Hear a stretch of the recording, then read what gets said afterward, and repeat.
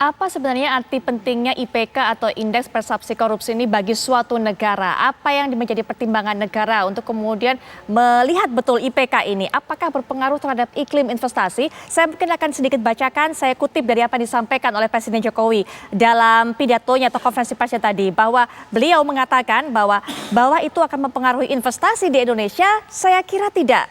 Menurut Jokowi, karena investor yang dihitungkan untungnya gede atau nggak gede, IRR-nya berapa, biasanya seperti itu. Tapi ada juga ternyata lanjutan statement atau pernyataan dari Pak Jokowi mengatakan ya bahwa itu sedikit mempengaruhi, iya. Jadi sebenarnya pengaruh nggak pengaruh sih Mas ini sebenarnya, karena Pak Jokowi kok di depan ngomongnya ini, kemudian di belakang baru ya sebenarnya ada pengaruh. Sebenarnya bagaimana sih Mas Yudi? Ya, tentu ini berpengaruh Mbak ya. Kenapa? Kan tadi saya katakan yang disurvei adalah pebisnis yang telah mengalami realitas aktivitas bisnis mereka di Indonesia.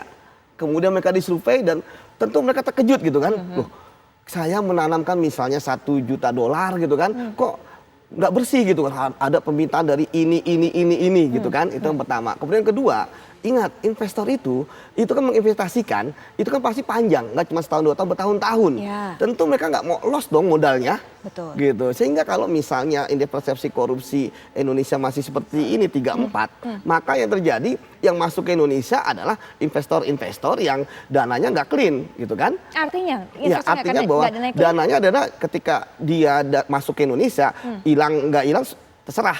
Gitu kan, karena memang bisnismen pasti benar katakan presiden, ya pasti mau untung dong, nggak ada mau rugi. Itu yang pertama. Kemudian kedua, dia ingin cepat untung, jadi begitu dia masukin untung langsung tarik. Tapi kan kita butuh yang lama, gitu. Dan yang menarik adalah ada sebuah penelitian, kenaikan 1 poin itu berpengaruh terhadap 1,7% dari GDP. Jadi 1 poin IPK tadi iya, itu? jadi misalnya Indonesia naik dari 34 ke 35, itu dari 1.600 triliun GDP kita, itu bisa dapat 200-an triliun, gitu kan. Artinya kalau kita naik 10, gitu kan, wah itu bisa berapa, gitu. Dan bisa berapa ribu triliun, gitu kan, itu yang pertama. Kemudian yang kedua, ingat bahwa persaingan dunia ini kan ketat, ya kita jangan berbicara dunia gitu kan, tentu lawan-lawan negara-negara di Skandinavia yang sudah levelnya 80 gitu kan, kita lihat di ASEAN saja gitu kan, nah, kita lihat bagaimana Vietnam di atas kita, Timor Leste pun di atas kita, gitu. Nah sementara kita masih unggul lah dari Kamboja, Myanmar, Laos, seperti itu. Nah kita pengen bahwa kalau ada keseriusan, kan gini, ini kan tadi saya katakan potret 1 tahun ya, artinya sekarang udah sekarang ini dengan 34 ini akan dipotret lagi oleh investor ya, bahwa setahun ini ada perubahan atau tidak. Ingat, perubahan itu nggak harus signifikan, tapi perubahan itu adalah harapan.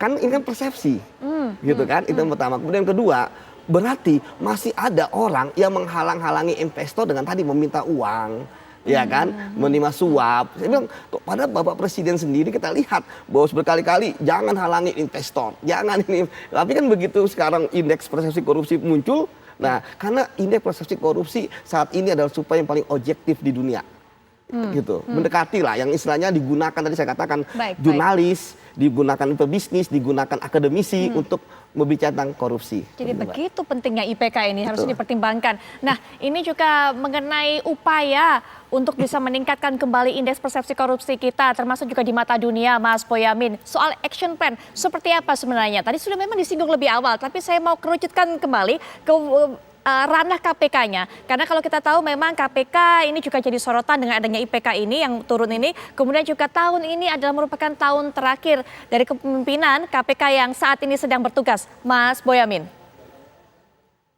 Kalau saya tidak punya harapan gimana dong?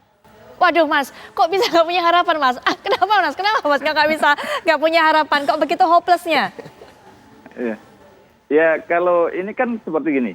Kejaksaan Agung itu 2 tahun terakhir ini kan sebenarnya gegap gempita, Jiwasraya, Asabri, minyak sawit, yang terakhir tender yang baru dikerjakan di Kominfo aja bisa diungkap begitu. Jadi kalau ini saya bayangkan itu dikerjakan oleh KPK, saya yakin gegap gempitanya akan lebih tinggi dan meningkatkan indeks persepsi korupsi kita gitu. Tapi karena ini dilakukan Kejaksaan Agung, nampak kayak biasa-biasa saja. Karena apa? Semua orang dan mata dunia pun memandang mestinya KPK itu hebat gitu. Nah, sehingga gegap gempitanya Kejaksaan Agung itu seperti tidak berpengaruh terhadap indeks persepsi korupsi. Karena apa? Harapannya ke KPK. Dan sementara KPK ini banyak narasi, juga retorika, selalu ada kontroversi seperti Lukas NMB, ternyata ada persoalan katanya janji berobat ke luar negeri yang didengung-dengungkan pihak lawyernya dan Lukas NMB meskipun dibantah oleh KPK. Tapi ini kan menjadi kontroversi sehingga melemahkan, menurunkan nilai dari pemberantasan korupsi yang dilakukan oleh KPK.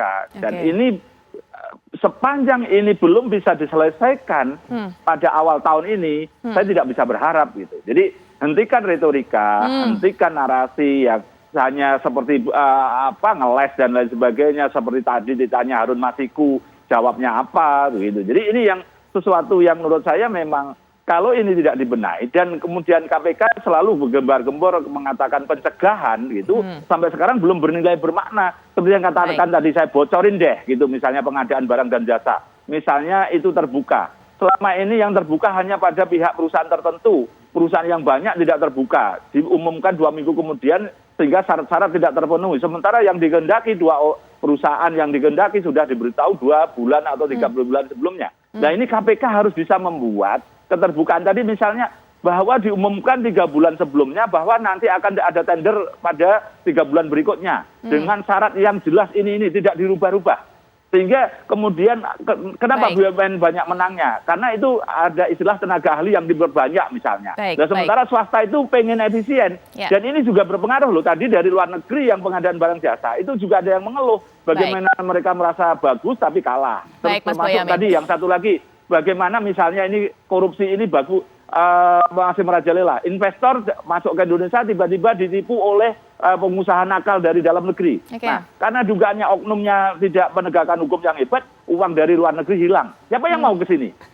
Kan gitu. Baik. Kami dan banyak di usaha tambang yang sengketa-sengketa, Putri. Masih itu aja. Baik, kami dapatkan keterangan dari Mas Boyamin. Mas Yudi juga terima kasih. Semoga apa yang diperbincangkan Mas Yudi, Mas Boyamin bisa menjadi masukan bagi pemerintah. Termasuk juga Mas Boyamin, kita harapkan nggak hopeless, tapi kita tunggu betul Mas Boyamin. Kita tunggu apakah tadi dengan tindakan tegas, ucapan tegas yang walaupun kalau menurut Mas Boyamin ini belum action plan, masih retorika belaka. Tapi setidaknya dari apa yang disampaikan oleh Presiden Joko Widodo, harusnya kemudian ada gayung bersambut begitu. Bagaimana tindak lanjutnya. Tapi terima kasih Mas Boyamin di waktu yang terbatas ini. Terima kasih Mas Yudi. Dan